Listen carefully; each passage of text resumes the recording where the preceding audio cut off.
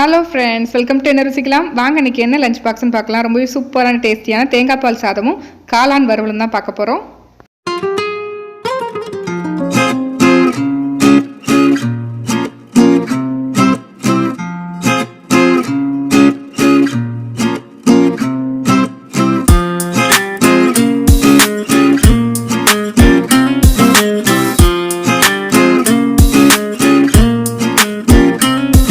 இது என்ன லிஸ்ட்னு பார்க்குறீங்களா? கிட்ஸுக்காக டாக்டர் ஷர்மிகா மேம் 25 விதமான கிட்ஸ் லஞ்ச் பாக்ஸ் ரெசிபிஸ் தான் நம்மளுக்கு ரெடி பண்ணி கொடுத்துருக்காங்க. அந்த எல்லா ரெசிபி தான் ஒன்றா நம்ம சேனலில் பார்த்துட்டு வந்துட்டுருக்கோம்.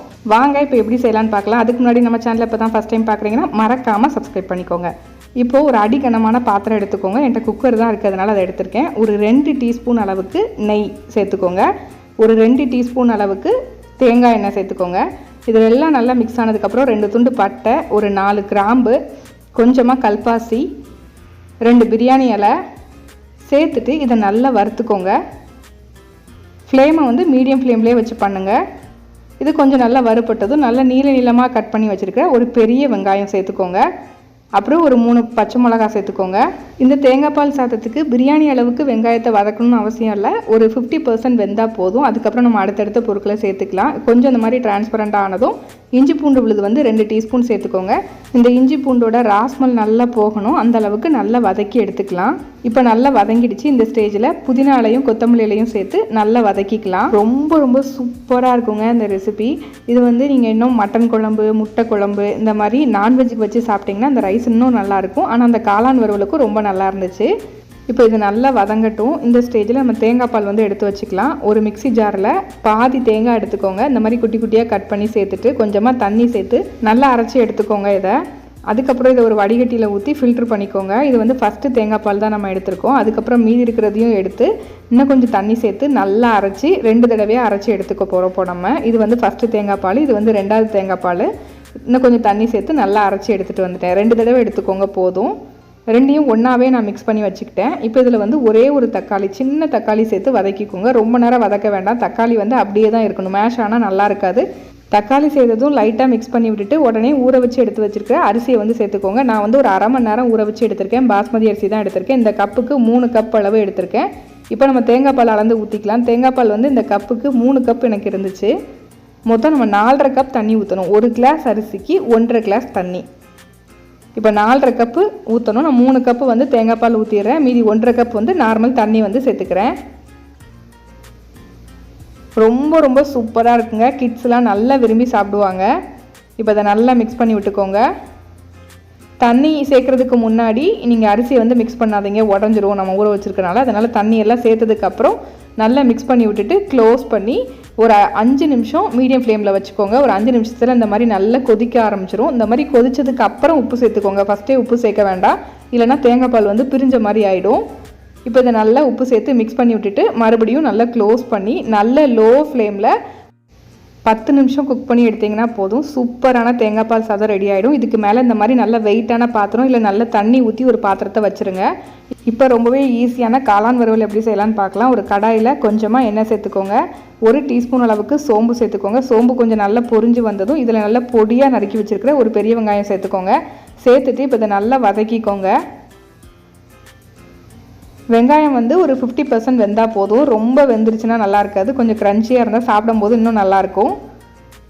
இப்போ இதில் வந்து இஞ்சி பூண்டு விழுது வந்து ஒரு டீஸ்பூன் அளவுக்கு சேர்த்துக்கலாம். சேர்த்துட்டு மறுபடியும் நல்லா வதக்கிக்கலாம். கொஞ்சம் மீடியம் ஃப்ளேம்லேயே வச்சு நல்லா வதக்கிக்கோங்க. ரொம்ப லோ ஃப்ளேம் வச்சுக்க வேண்டாம். இப்போ இந்த இஞ்சி பூண்டு விழுதெல்லாம் நல்லா வெந்துருச்சு. இப்போ இந்த ஸ்டேஜில் வந்து நம்ம எடுத்து வச்சுக்கிற காளான் வந்து நம்ம சேர்த்துக்கலாம். நான் வந்து இந்த காளான் தான் எடுத்திருக்கேன். இது வந்து இங்கே ஆல்ரெடி கட் பண்ணியே இந்த மாதிரி வச்சுருப்பாங்க சவுதி அரேபியாவில். நான் அது சூஸ் பண்ணி நான் வாங்கியிருக்கிறேன். உங்களுக்கு நம்ம நார்மல் அந்த கொடை மாதிரி இருக்குல்ல, அந்த காளான் கிடச்சுன்னா அதை எடுத்து நல்லா கட் பண்ணி சேர்த்துக்கோங்க. இப்போ இதை சேர்த்துட்டு மறுபடியும் நல்லா மிக்ஸ் பண்ணி விட்டுக்கலாம். இதுக்கு தண்ணிலாம் எதுவுமே தேவையில்லை. காளானை நல்லா வதக்க அதிலே கொஞ்சம் தண்ணி விடும், அதுவே போதும் இது வதங்குறதுக்கு. இப்போ வந்து ஒரு 1.5 டீஸ்பூன் அளவுக்கு காஷ்மீரி மிளகாத்தூள் சேர்த்துருக்கேன். ஒரு 1/2 டீஸ்பூன் மஞ்சத்தூள், 1 டீஸ்பூன் மல்லித்தூள், ஒரு 3/4 டீஸ்பூன் ஜீரகத்தூள், 1 டீஸ்பூன் கரம் மசாலா தூள், இதெல்லாம் சேர்த்துட்டு நல்லா இந்த மாதிரி மிக்ஸ் பண்ணி விட்டுக்கோங்க. ஃப்ளேமை வந்து மீடியம் ஃப்ளேமில் வச்சுட்டு பண்ணுங்கள். அப்போ தான் நல்ல ரோஸ்ட் ஆகும், நல்லாயிருக்கும். அயன் கடாயில் பண்ணிங்கன்னா ரொம்ப ரொம்ப நல்லாயிருக்கும். நல்லா மிக்ஸ் பண்ணி விட்டதுக்கப்புறம் நம்ம கொஞ்சமாக உப்பு சேர்த்துக்கலாம்.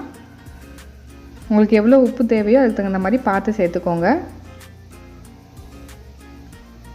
ரொம்ப ரொம்ப ஈஸியான ரெசிபி, அதே சமயம் ரொம்ப ரொம்ப டேஸ்ட்டாக இருக்கும். ஓரளவுக்கு நல்ல ரோஸ்ட் ஆன உடனே ஒரு 1.5 டீஸ்பூன் அளவுக்கு நெய் சேர்த்துக்கலாம். இது நெய் சேர்த்து ஏன் பண்ணுறேன் அப்படின்னா கிட்ஸுக்கெலாம் ரொம்ப விரும்பி சாப்பிடுவாங்க. ரொம்ப நல்லாயிருக்கும். நீங்கள் உங்களுக்கு பிடிச்சா சேர்த்துக்கலாம், இல்லைனா அந்த நெய்யை வந்து ஸ்கிப் பண்ணிக்கலாம். ஆனால் சேர்த்து செஞ்சு பாருங்கள், ரொம்ப நல்லாயிருக்கும். கடைசியாக உங்களுக்கு எவ்வளோ பெப்பர் பிடிக்குமோ அந்தளவுக்கு நிறைய சேர்த்துக்கலாம். என் பையனுக்கு பெப்பர் வந்து கொஞ்சம் தூக்கலாக போட்டால் நல்லா சாப்பிடுவான். அதனால் நான் அதை சேர்த்துருக்கேன். சேர்த்துட்டு நல்லா மிக்ஸ் பண்ணி விட்டுக்கிட்டேன். அவ்வளோதான், சூப்பரான காளான் வறுவல் ரெடி ஆகிட்டு இதில் கடைசியாக கொத்தமல்லி இலை கருவேப்பிலை சேர்த்து நம்ம ஆஃப் பண்ணிடலாம். அவ்வளோதான், ரொம்ப ரொம்ப நல்லாயிருக்கும். கண்டிப்பாக ட்ரை பண்ணுங்கள். இதை வெறுமனையாகவே சாப்பிட்லாம், அவ்வளோ டேஸ்ட்டாக இருக்கும். இப்போ வந்து நம்ம ரைஸ் எப்படி வந்திருக்கு நம்ம செக் பண்ணிடலாம். இந்த ரைஸை நீங்கள் வெறுமனையாகவே சாப்பிட்லாம், அவ்வளோ டேஸ்ட்டாக ரொம்ப நல்லாயிருக்கும்.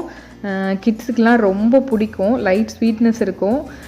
அந்த காரம்லாம் நம்ம பச்சை மிளகாவில் சேர்த்துருக்க அந்த காரம் வந்து கொஞ்சம் இருக்கும். அதனால் ரொம்ப ரொம்ப நல்லாயிருக்குங்க. கண்டிப்பாக ட்ரை பண்ணுங்கள். அதுவும் இந்த காம்பினேஷன் ரொம்ப ரொம்ப நல்லா இருந்துச்சு.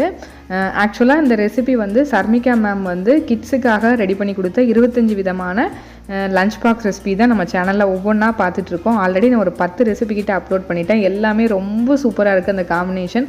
ஸோ ட்ரை பண்ணி பாருங்கள் மறக்காமல், ரொம்ப ரொம்ப நல்லாயிருக்கும். இந்த ரெசிபி உங்களுக்கு பிடிச்சிருந்துச்சுன்னா லைக் பண்ணுங்கள், ஷேர் பண்ணுங்கள், கமெண்ட் பண்ணுங்கள்.